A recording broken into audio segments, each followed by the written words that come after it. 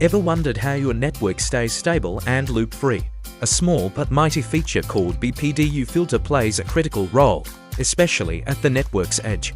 Spanning Tree Protocol, or STP, uses special messages called BPDUs to prevent disastrous network loops between switches.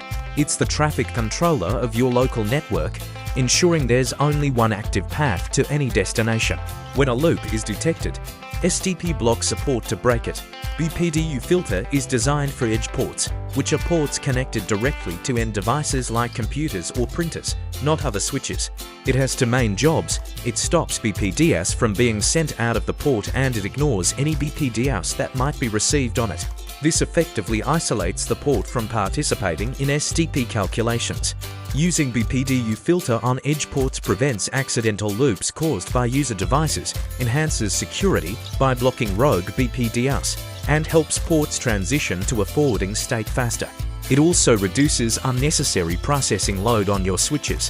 When configuring, remember this golden rule: only enable BPDU Filter on ports connected to end users, ideally alongside PortFast. Never use it on uplink ports connecting to other switches, as this could disable STP's loop prevention where you need it most. Mastering this feature is key to robust network management.